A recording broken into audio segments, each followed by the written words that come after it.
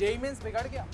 अब तुम बोलोगे अरे भैया पेपर टफ आ गया था, दूसरी शिफ्ट तो बहुत इजी पूछी गई थी, मेरे ही पेपर को जो है उन्होंने टफ रख दिया, इस वजह से पेपर अच्छा नहीं कर पाया।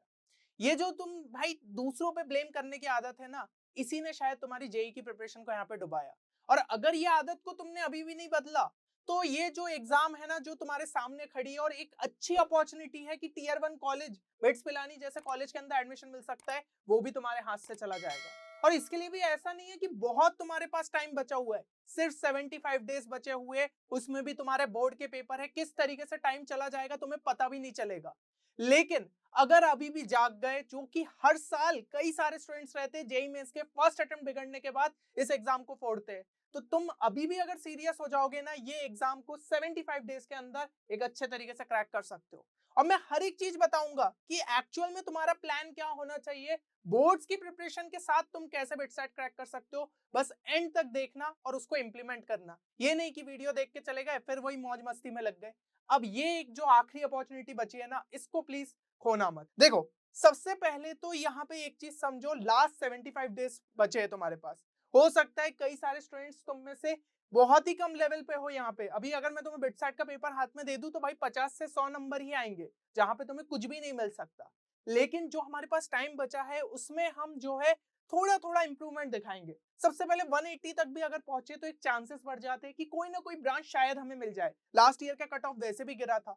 उसके बाद जो है तुम 250 का टारगेट रख सकते हो, जहां पे तुम्हें एक अच्छी ब्रांच शायद यहाँ पे मिल जाए किसी कैंपस के अंदर। और उसके बाद जो है हमारा टारगेट रहेगा 300 प्लस, 320, 330 तक, जहां पे एक एलीट ब्रांच जो है तुम्हारा इंतजार कर रही होगी। तो ये इंप्रूवमेंट डेफिनेटली जो है पॉसिबल है। ये हो सकता है कि तुम फर्स्ट अटेम्प्ट में यहाँ पे रह जाओ, लेकिन सेकंड अटेम्प्ट में शायद यहाँ पहुंच जाओ, ठीक है ना। तो हर एक चीज के लिए हमें तैयार रहना पड़ेगा और अपनी प्रिपरेशन भी उसी लेवल पे रखनी होगी। अब ये चीज अचीव कैसे कर सकते हैं, तो तीन चीजों की रिक्वायरमेंट है जो कि तुमने जेई मेंस के टाइम पे नहीं रखी। पहली चीज क्या थी? कंसिस्टेंसी। भाई कंसिस्टेंसी रखनी पड़ेगी। हम अगर सोचे कि किसी भी एग्जाम को आखिरी 30 दिन में क्रैक कर लेंगे, तो वो कभी पॉसिबल नहीं है। अभी भी मैं कई स्टूडेंट्स को देख रहा था, ये लिखते थे भैया हम जो है बोर्ड्स के बाद अपनी प्रिपरेशन स्टार्ट कर लेंगे ना बिटसेट की। यार हर साल कई सारे स्टूडेंट्स बोर्ड्स के साथ ही देते हैं और दोनों एग्जाम के अंदर स्कोर करते हैं। तुम कोई अलग थोड़ी हो कि भैया हम पहले बोर्ड्स पे फोकस कर लेते फिर बिटसेट क्रैक करेंगे। भाई टाइम कितना बचेगा? सीबीएसई बोर्ड्स का एग्जांपल ले लेता हूँ। यहाँ पे 12 मार्च को जो है तुम्हारा पेपर खत्म हो रहा होगा, है ना। इंग्लिश जो है यहाँ पे 12 मार्च को खत्म हो रहा होगा। टाइम गिन के देख लो कितना है, एक महीना भी नहीं रह जाएगा। उसमें फिर मॉक टेस्ट कब दोगे, कब अपना रिवीजन करोगे? तो भाई अभी से ही प्रिपरेशन करनी पड़ेगी, दोनों को बैलेंस बनाते हुए चलना पड़ेगा, तब जाके बिटसेट तुम्हारा क्रैक हो पाएगा। दूसरी चीज हार्डवर्क। इसके बगैर तो भाई कोई भी एग्जाम को क्रैक किया नहीं जा सकता। हार्डवर्क तुम्हें भाई यहाँ पे करना ही होगा, क्वेश्चंस प्रैक्टिस करने ही पड़ेंगे, चीजों को रिवाइज टाइम पे करना ही पड़ेगा, मॉक टेस्ट जो है देने ही पड़ेंगे, तब जाके इस एग्जाम में एक अच्छा स्कोर निकाल सकते हो। और फाइनल चीज जो कि तुम्हें सबसे ज्यादा इंपॉर्टेंट है, दैट इज स्मार्ट वर्क। क्योंकि बिटसेट में गेम चेंज हो जाता है, यहाँ पे जरूरत होती है स्पीड एंड एक्यूरेसी की। जेई में शायद उतनी ज्यादा की जरूरत नहीं है, क्योंकि सिलेक्टिव क्वेश्चंस भी सही करके आ रहे हो तो एक अच्छे परसेंटाइल बन सकते हैं। और बिटसेट में ऐसा नहीं है। बिटसेट में तुम्हें मैक्सिमम क्वेश्चंस को अटेम्प्ट करना है, उसके लिए जरूरी रहेगी तुम्हारी स्पीड। तो उस चीज के लिए तुम्हें स्मार्ट वर्क सीखना पड़ेगा। क्वेश्चंस को और कैसे जल्दी जो है मैं सॉल्व कर सकता हूँ, कैसे अपनी जो है टेक्निक यहाँ पे इंप्रूव कर सकता हूँ, ये सब चीजें तुम्हें करनी होगी। और ये सब कर लिया तो फिर भाई एक अच्छा स्कोर बन ही सकता है। 1 फेब से लेकर 15 अप्रैल तक जो है तुम्हारे पास यहाँ पे टाइम बचा है। टाइम कम है, लेकिन ऐसा नहीं है कि सफिशिएंट नहीं है। अगर चीजों को सही तरीके से प्लान किया और इधर उधर डिस्ट्रैक्ट नहीं हुए, तो इस एग्जाम को क्रैक किया जा सकता है। अब एक जो है मैं तुम्हें इंपॉर्टेंट यहाँ पे एडवाइस देना चाहूंगा। अगर तुम वो एक डिस्ट्रैक्टेड बंदे हो ना, जो कि मतलब यार कभी ये नहीं समझ में आ रहा है ये लेक्चर कहाँ से देखूं तो इधर देख रहा है, ये नहीं समझ में आ रहा है कि ये चैप्टर कहाँ से पढ़ूं तो उधर से पढ़ रहा है, ऐसा अगर तुम्हारे साथ है तो भाई एक स्ट्रक्चर्ड प्रोग्राम के थ्रू पढ़ो, जहां पे तुम्हें पता हो कि यहाँ से मुझे ये चीज करनी है, यहाँ से मुझे ये प्रैक्टिस करनी है। और यही चीजों को समझते हुए हमारी टीम ने तुम्हारे लिए लॉन्च किया है बिटसेट 2026 क्रैश कोर्स उम्मीद बैच, जो कि सही में आखिरी उम्मीद है तुम्हारी बिटसेट एग्जाम के लिए। तुम्हें पता है इसके अंदर जो है प्रॉपर यहाँ पे हाई क्वालिटी वीडियो लेक्चर्स तुम्हारे लिए डिजाइंड है, जो कि बिटसेट लेवल के ही है। तुम अगर जो है यहाँ पे अभी एकदम बिगनर फेस में हो, तो तुम बिटसेट लेवल तक क्या चीजें पता होनी चाहिए वो चीजें इसमें बताइए, प्लस शॉर्ट ट्रिक्स बताइए, ताकि तुम्हारी स्पीड एंड एक्यूरेसी लगातार यहाँ पे इंप्रूव होती रहे, है ना। स्पेशली मैथ सेक्शन मैंने खुद मैंने लिया है।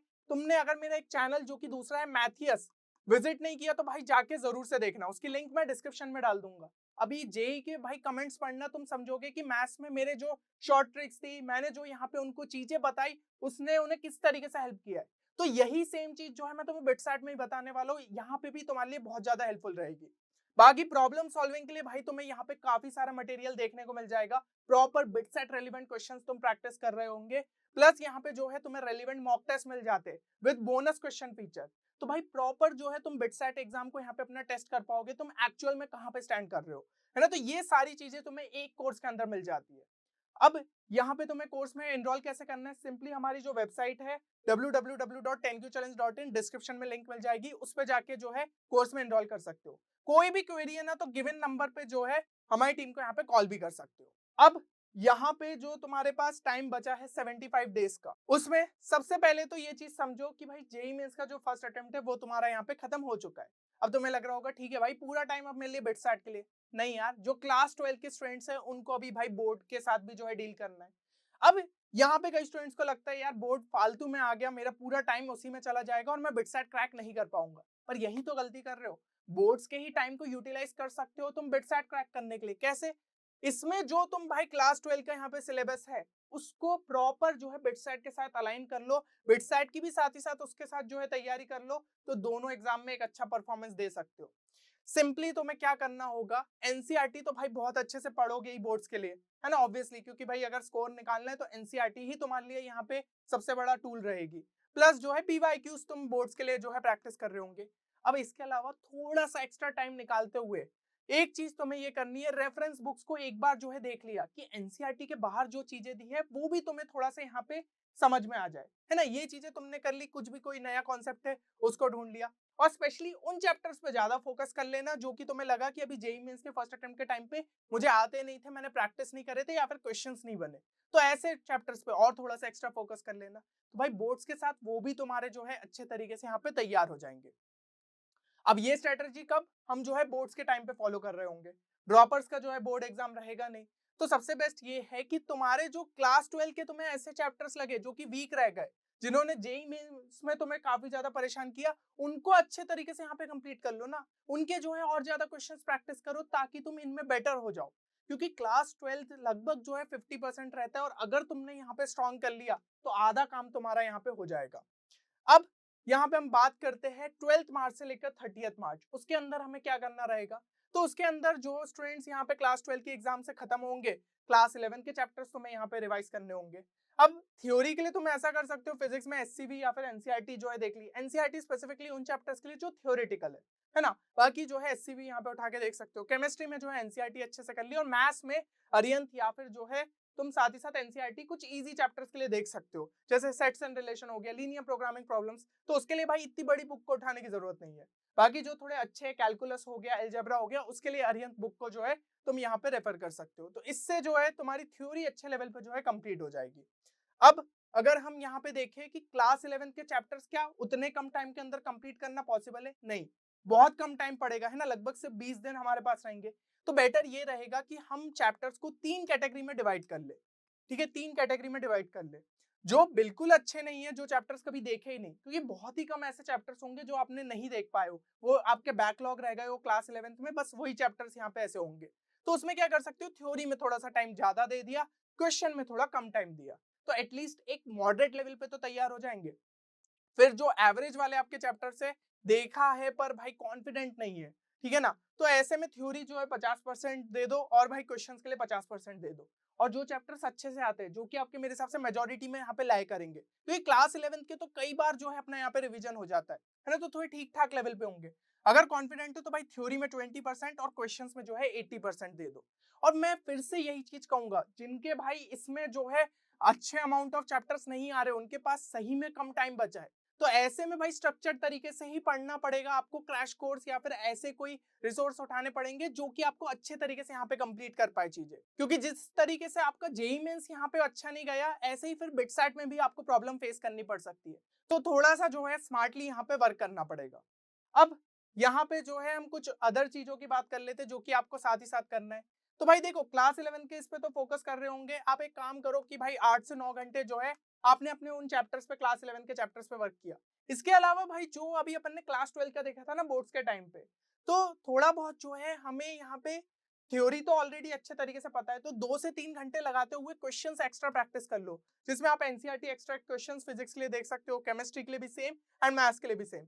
इसके अलावा फिजिक्स के लिए एससीबी ऑब्जेक्टिव क्वेश्चन देख सकते हो, केमिस्ट्री के लिए नीट क्वेश्चंस, और फिजिक्स के लिए भी चाहे तो नीट ही देख सकते हो, ठीक है। एससीबी वाले नहीं देखने तो नीट के ही क्वेश्चंस कर लिए, क्योंकि नीट भी एक ऐसी एग्जाम है जो कि स्पीड बेस्ड रहती है, तो आपका यहाँ पे टेस्ट हो जाएगा कि सही में इस लेवल के क्वेश्चंस आप कम टाइम के अंदर सॉल्व कर पाते हो या फिर नहीं। और बाकी मैथ्स में जो है आरडी शर्मा ऑब्जेक्टिव के देख सकते हो, या फिर अरिहंत के जो है लेवल 1 एक्सरसाइज के भी क्वेश्चंस आप यहाँ पे सॉल्व कर सकते हो। तो इस तरीके से आपकी जो है क्वेश्चन टेस्टिंग भी यहाँ पे हो जाएगी। थ्योरी आप ऑलरेडी बोर्ड्स के टाइम पे यहाँ पे क्लास 12 की कर चुके थे, और बाकी 11th के लिए जो है क्वेश्चन सॉल्विंग के लिए सेम सोर्सेज को आप रख सकते हो।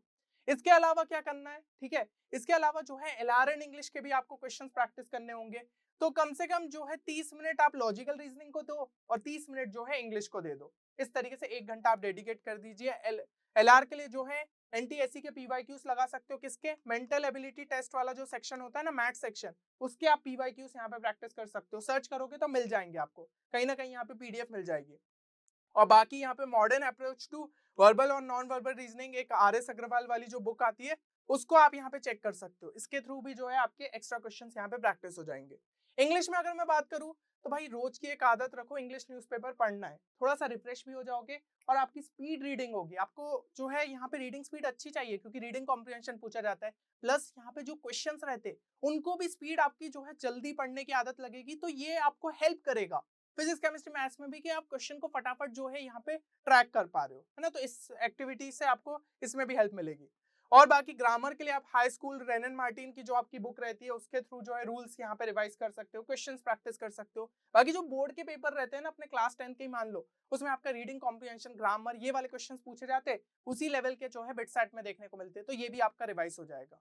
बाकी वोकैब जो है न्यूज़पेपर आर्टिकल में जितने न्यू वर्ड्स आ रहे हैं उसके थ्रू आप कुछ ना कुछ सीखते ही जाओगे, है ना, कि भाई ये वर्ड मुश्किल है, ये आपको इसका मीनिंग नहीं पता था, डिक्शनरी से सर्च किया तो अपने आप थोड़ी वोकैब स्ट्रांग होते जाएगी। बाकी नेट पे थोड़ा सा सर्च कर लिया कि सिनोनिम्स एंटोनिम्स कौन कौन से कॉमन रहते, तो उनको भी जो है यहाँ पे आप प्रैक्टिस कर सकते हो। अब किसी स्टूडेंट को अगर ये लग रहा है कि नहीं भाई इतनी सारी सोर्सेज को ढूंढने में मेरे पास टाइम नहीं बचा है, तो ऐसे में आप जो है हमारे एलआरएन इंग्लिश कोर्स को चेक कर सकते हैं। भाई जो पीसीएम को लेकर कॉन्फिडेंट है बट दिक्कत एलआरएन इंग्लिश में आती है, उनके लिए एक प्रॉपर हमने ये जो है कोर्स डिजाइन किया है, जिसमें video lecture practice sheet sectional mock test सब मिल जाएगा, है ना। तो लॉजिकल रीजनिंग और इंग्लिश जो कि सेक्शन आपका 90 मार्क्स का वेटेज कैरी करता है, उसके लिए ये कोर्स आपके लिए काफी ज्यादा बेस्ट है और सारी चीजें आपकी कवर अप हो जाती है। इवन जो स्टूडेंट्स यहाँ पे who faces problem in understanding Hindi language, तो उनके लिए जो है एक स्पेशल हमने कोर्स अवेलेबल कराया है इन कंप्लीट इंग्लिश लैंग्वेज, सो वो जो है उसको भी यहाँ पे चेक कर सकते हैं। अब यहाँ पे जो है अगर हम बात करें 1 अप्रैल से लेकर 15 अप्रैल में जो है आपको क्या करना है, तो ये एक हमारा फाइनल टाइम रहेगा और ऐसे टाइम पे आपको मॉक टेस्ट हर ऑल्टरनेट डे पे लगाने, क्योंकि वो टाइम आपका सिर्फ टेस्टिंग फेज में ज्यादा से ज्यादा यहाँ पे जाना चाहिए, ताकि आप सेल्फ इंप्रूवमेंट कर पाओ। फर्स्ट मॉक टेस्ट में अगर आपका स्कोर कम भी रह गया कोई स्ट्रेस नहीं है, सेकंड मॉक टेस्ट में उसको बढ़ा लोगे, फिर अगले मॉक टेस्ट में और ज्यादा बढ़ा लोगे, तो इस तरीके से लगातार इंप्रूवमेंट आपको दिखाना है। बाकी जितने चैप्टर्स आपने पढ़ लिए उनको ही जो है ज्यादा से ज्यादा रिवाइज करना है, इस टाइम पे कुछ नया स्टार्ट नहीं करना है। इवन अगर आपका 70 to 80% सिलेबस टच हो जाता है तो समझो कि भाई अपने आप में एक विन विन वाली सिचुएशन है, ठीक है ना। थोड़ा बहुत चीजें छूट गई वो अपन सेकंड अटेम्प्ट तक निपटा लेंगे, जितना करोगे उसको बस अच्छे से यहाँ पे रिवाइज करो। और ज्यादा प्रैक्टिस जो है लॉजिकल रीजनिंग और इंग्लिश सेक्शन की अपन को बढ़ा देनी है। 1 घंटा अगर कर रहे थे इससे पहले प्रैक्टिस, तो 2 घंटे प्रैक्टिस करना, तो और क्वेश्चन ज्यादा से ज्यादा जो है यहाँ पे प्रैक्टिस हो जाएंगे। चलो तो यार उम्मीद करता हूँ कि चीजें आपको यहाँ पे क्लियर हो गई होगी, और अगर आप सही में इस प्लान को फॉलो करने को तैयार हो तो कमेंट्स में जरूर लिखना आई एम फ्यूचर बिट्सियन। ये चीज भाई दिमाग में सेट कर लो कि मुझे किसी भी हालत में जो है बिट्स पिलानी के अंदर पहुंचना है, मेरा जेई जैसा भी गया हो, बोर्ड एग्जाम भला ही मेरे सामने हो, लेकिन जो मेरे को बिटसेट को क्रैक करना है वो मैं क्रैक करके ही रहूंगा। तो ये चीज कमेंट सेक्शन में हर कोई लिखेगा। चलो मिलते हैं नेक्स्ट वीडियो में, तब तक के लिए take care and good bye.